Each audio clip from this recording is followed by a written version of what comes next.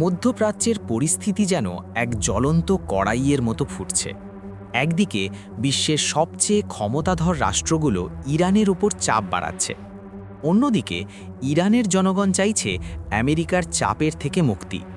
আর এই সব কিছুর মাঝখানে বাংলাদেশের রাজনৈতিক প্রেক্ষাপটেও চলছে এক নতুন নাটক, যেখানে ভারতের প্রতি শেখ হাসিনার অতিরিক্ত ভালোবাসা আমাদের দেশের সার্বভৌমত্বকেই প্রশ্নের মুখে ফেলছে।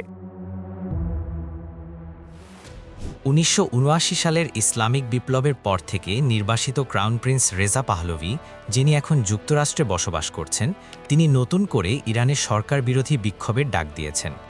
জার্মানির মিউনিখ নিরাপত্তা সম্মেলনে যোগ দিয়ে তিনি ইরানিদের ১৪ ও ১৫ ফেব্রুয়ারি রাত ৮টায় নিজেদের বাড়ি ও ছাদ থেকে আওয়াজ তোলার আহ্বান জানিয়েছেন।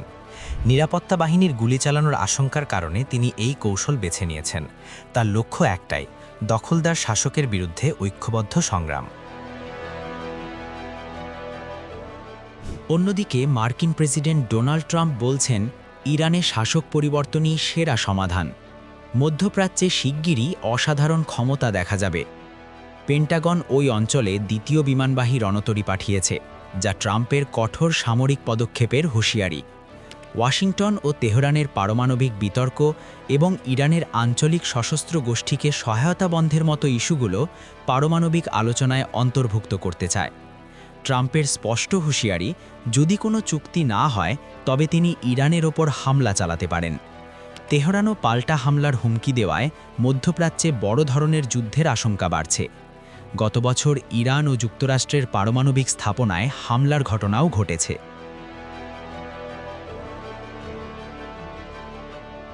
যখন মধ্যপ্রাচ্যে এমন উত্তেজনাপূর্ণ পরিস্থিতি, ঠিক তখনই বাংলাদেশের সাবেক প্রধানমন্ত্রী শেখ হাসিনার ভারতপ্রীতি নতুন করে বিতর্কের জন্ম দিচ্ছে।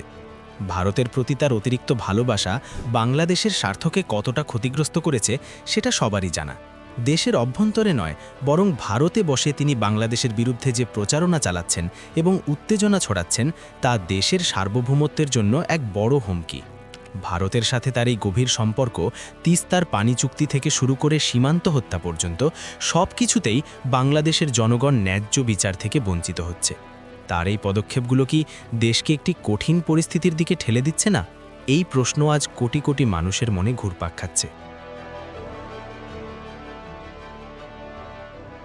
ইরানের অভ্যন্তরীণ সংকট, ট্রাম্পের সামরিক চাপ এবং শেখ হাসিনার ভারত ঘনিষ্ঠতা, এই তিনটি বিষয়ই আঞ্চলিক এবং আন্তর্জাতিক রাজনীতিতে নতুন করে অস্থিরতা তৈরি করছে।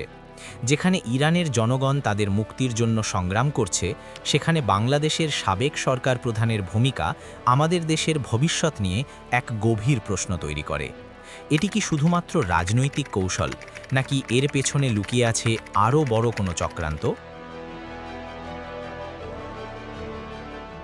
মধ্যপ্রাচ্যে যুদ্ধের দামামা বাজছে, আর বাংলাদেশেও চলছে এক গভীর চক্রান্ত।